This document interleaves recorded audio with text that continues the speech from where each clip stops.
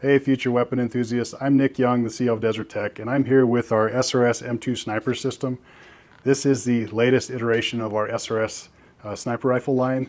What's unique about this gun, when you compare it to the A2 and prior generations, is it has a one-piece tapered 30 MOA rail. It has a full-length M-LOK handguard with a ARCA rail system on the bottom with the ARCA lock system to prevent accessory items from sliding up and down.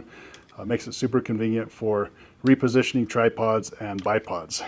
Other than that, the M2 is the same in the other respects as the prior generation A2. For those of you that don't know, the original SRS participated in the US SOCOM's PSR sniper rifle trials, unofficially winning the first trial. However, there's a big backstory to where things ended up, and if you want to watch more about that, you can watch this video here. But I really just wanted to get into my personal SRS setup and share with you how I got it set up and why I have it set up the way that I do. First off, it's topped with a 5-30 vector optic scope. These are very affordable scopes and extremely high quality, and I have been extremely impressed with these optics. So I've been on the range shooting it side by side with my Collis scopes, and so far this has been every bit as good as the Collis, and with the German glass in these scopes, it sees every bit as good as the Collis. I know some people are going to not believe what I'm telling you, but believe me, I spent several days on the range going back and forth, and I cannot discern a difference between the glass in this scope versus the Collis scopes. Secondly, I have a Atlas bipod. This is one of their newer bipods.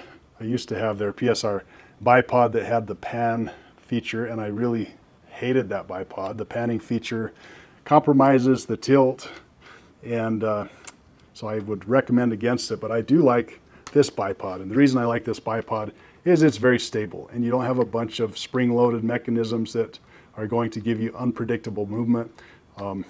This is, I believe, their medium height bipod, not the short bipod.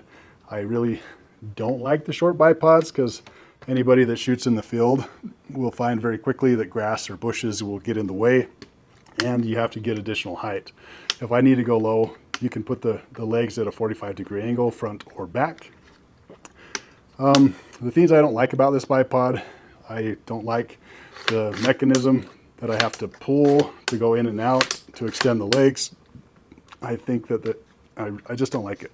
It's slow, it's not that easy to actuate, but it's a compromise I'm willing to accept to get the stability of this bipod. Some of the things I like is I do love the pivot. It's very nice. It's not, center with the barrel like the Black Label bipods, but it's a pretty good pivot, and it's a very smooth, easy pivot, and you can torque this down with a big handle and not have any excessive tilting.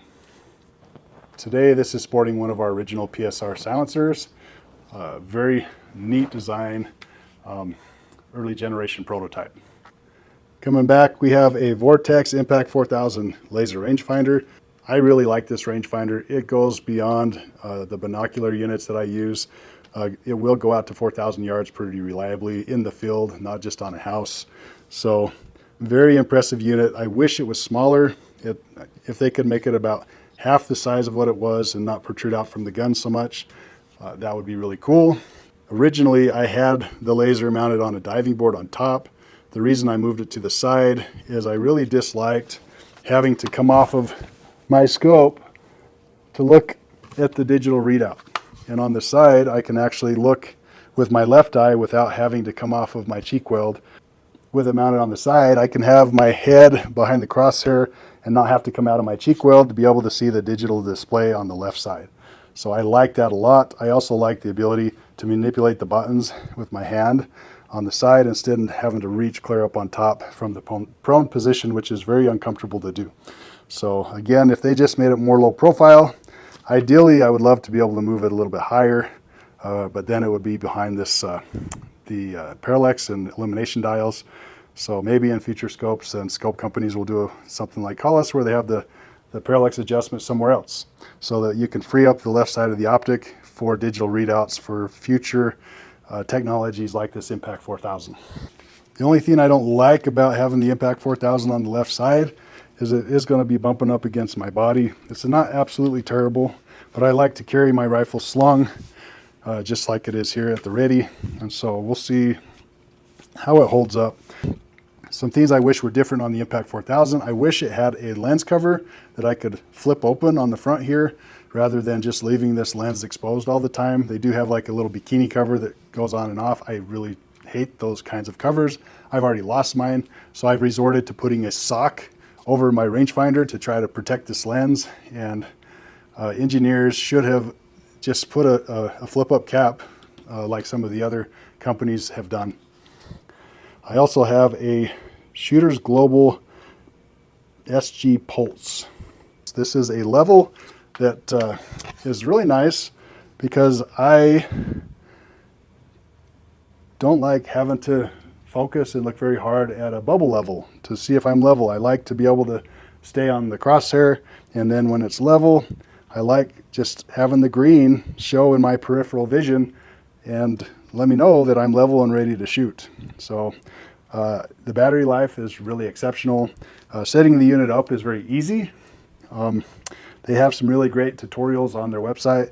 Some of the neat features that I discovered after I got this was you can, through your phone app, video yourself shooting, and it will give you sensory data of how much your gun is moving around. And so we're going to try to use these in our head-to-head comparisons that we're going to be doing with the Wolverine to see if we can discern the difference in movement between like the XM7 rifle versus the Wolverine, the HK MR762 rifle versus the Wolverine, and so on. And so I'm hoping that it's the sensor is fine enough that we'll be able to discern a difference in the pattern. If not, we're still going to be showing footage through the optics to be able to see how much the gun is moving that way. But this is pretty cool. If you haven't seen these, check them out. They have a updated unit with a ballistic data readout. It's larger than this. I don't believe the new unit tethers with the laser rangefinder. I really wish it did. What I would really love to see is just incorporation of all of these sensory datas into an optic, or either, I don't know. I mean, it seems like that the Impact 4000, it wouldn't be that hard to put a level light on this guy, or sensory data is in this guy. But it's, you know, it's not bad having two different units, but I really like reducing the amount of things I have to learn, I have to deal with, and I have to charge. So the more companies are moving towards integration of everything in one spot, then the better our shooting experience is going to be. The two calibers I shoot the most in this rifle is 338 Lapua and 26-inch, and then I think I have a 22-inch or 24-inch 6.5 Creedmoore. I don't remember the length, but those are the primary calibers I shoot out of this. This is currently set up with a 338 Lapua Magnum barrel. It's my favorite caliber to shoot because I like shooting beyond 1,500 yards, and this is an extremely portable system with extreme distance capabilities. However, I have two new 300 Norma barrels, a 26-inch barrel like this that I'm excited to try, as well as an 18-inch barrel in my covert rifle that I'm excited to try out. And in the future, I'll give you guys updates on what I think of the 300 Norma. According to the U.S. military personnel I've talked to, they like the Norma better than the Lapua because it reduces the recoil, gives you a slight edge in accuracy, and the trajectory is a little bit flatter. So I'll let you know if that's what I experienced too. As far as the accuracy of the SRS goes, this is a 10-shot group with 338 Lapua at 100 yards. This is a pretty small group for 338. And ironically enough, when I shot this group, we had an ammo company that wanted to supply ammo on a military contract that we had won. And we tested their ammo, and it was about 1.5 minutes of angle, and they told us that they believed it was the rifles that were shooting bad. And so they came in, and we shot their ammo, and then we shot our ammo, and this is what it shot like with our ammo. So obviously, it wasn't the gun. After the accuracy, the thing I like most about the SRS is its mobility. So This is a full-length 26-inch barrel suppressed 338 Lapua, and I can hold it with one arm. Of course, it's not easy, but you can't do that with the MRAD. You can't do that with the Accuracy International. You can't do that with the Seiko, and this is extremely mobile. At Enforce TAC this year, I was talking to several Ukrainian snipers that are using our SRS and our HDI rifle systems, and they love the mobility. They says with the threat of drones, they're not able to get near the enemy lines in vehicles because the drones will see them and come in and attack them. And so they have to do a lot of traveling by foot. And they love the SRS and the HDI because it's so easy and so much easier to carry than the MRAD and the Seikos and the Accuracy Internationals, that this is their go-to platform because they're walking several miles just to take shots at the enemy.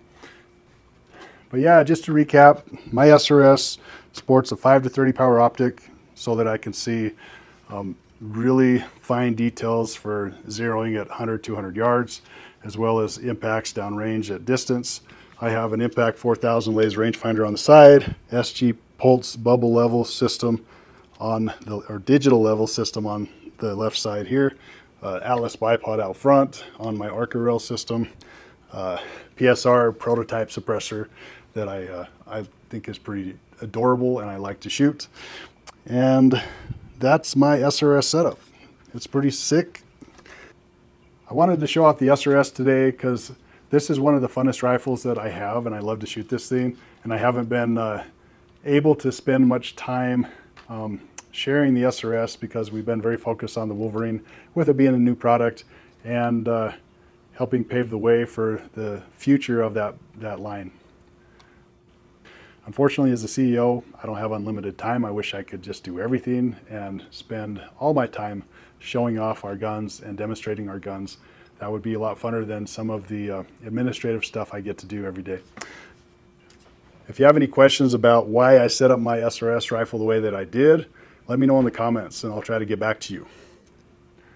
Please like this video and subscribe to our channel so that you can be alerted when the Wolverine head-to-head videos drop in the near future. Thanks for watching.